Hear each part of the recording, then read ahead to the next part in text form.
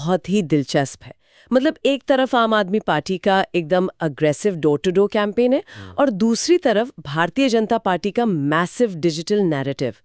तो इस गहरी चर्चा में हम ये समझने की कोशिश करेंगे कि ये जो टीवी पर दिख रहा है, क्या असली चुनाव वहीं लड़ा जा रहा है? बिल्कुल।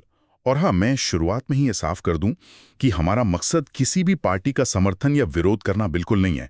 मतलब हमारा काम बस इन नोट्स के आधार पर उस सिस्टम को डिकोड करना है जो इस पूरे राजनीतिक माहौल को चला रहा है। सही बात है। तो अगर सीधा मुद्दे पर आए तो इन नोट्स में एक पैटर्न बार बार आ रहा है। जैसे अचानक खबर आती है कि कोई नेता अपनी पार्टी छोड़ रहा है। तो क्या ये सिर्फ एक आम बात है या फिर मतलब कोई बहुत बड़ा शतरंज का खेल चल रहा है? ये शतरंज का खेल ही है। इसे एक कॉर्पोरेट टेकओवर की तरह देखिए। जैसे जब आम आदमी पार्टी या भारतीय जनता पार्टी का कोई बड़ा चेहरा पाला बदलता है ना, तो उसका असली मकसद सिर्फ एक सीट जीतना नहीं होता है। अच्छा, तो मतलब वो सामने वाले का मनोबल तोड़ने की कोशिश कर रहे होते हैं? एकदम सही। मनोबल तोड़ना और साथ ही मीडिया का नैरेटिव सेट करना।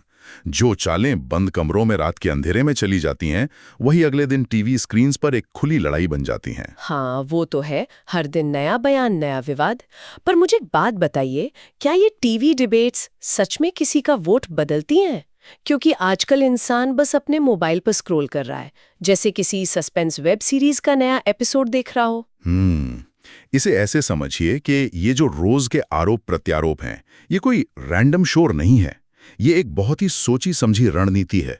इसका काम है एक लगातार एक नॉइज पैदा करना, ताकि जो असल मुद्दे हैं उन पर से ध्यान हट जाए। पर यहीं पर ना मुझे थोड़ा डाउट है। मेरा मतलब है, क्या सच में जनता इन रोज बदलते बयानों से इतनी प्रभावित होती है? जो वोटर है वो तो शायद पहले से ही अपना मन बना चुका होता है। हाँ, ये बहुत ही बढ़िया पॉइंट उठाया आपने। सोर्स मटेरियल भी इसी तरफ इशारा कर रहा है। ये सारा जो शोर शराबा है, ये असल में उन स्विंग वोटर्स के लिए होता है जो अभी भी कंफ्यूज्ड हैं।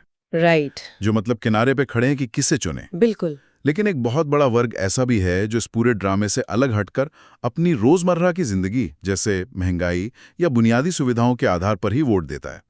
वो जनता सबसे बड़ा किरदार है इस कहानी का। तो मतलब ये जो चुनाव आते ही रैलियां और बड़े बड़े भाषण शुरू हो जाते हैं, एकदम किसी फिल्म के क्लाइमैक्स की तरह, ये सब सिर्फ माहौल बनाने के लिए है? क्योंकि जनता सिर्फ चुपचाप बैठकर एंटरटेन नहीं हो रही है, बल्कि वो सब नोटिस कर रही है। सही कहा। और यही इस पूरे राजनीतिक खेल का सबसे बड़ा सस्पेंस है। पार्टियां भले ही अपना नैरेटिव सेट करने में करोड़ों रुपए खर्च कर दें, लेकिन जब एक आम आदमी वोटिंग मशीन के सामने खड़ा होता है ना, तो उसके दिमाग में क्या चल रहा है ये प्रेडिक्ट करना लगभग नामुमकिन है। हाँ यार, राजनीति एक ऐसी कहानी है जिसका कोई एक फिक्स्ड अंत नहीं होता। हर चुनाव के बाद एक नया ट्विस्ट आ जाता है। कौन जीतेगा, कौन अचानक गेम पलट देगा, ये कोई नहीं जानता। बिल्कुल सही। इस कहानी का अगला पन्ना हमेशा अनिश्चित ही रहता है। तो चलिए इसी विचार के साथ आज की इस चर्चा को यहीं रोकते हैं।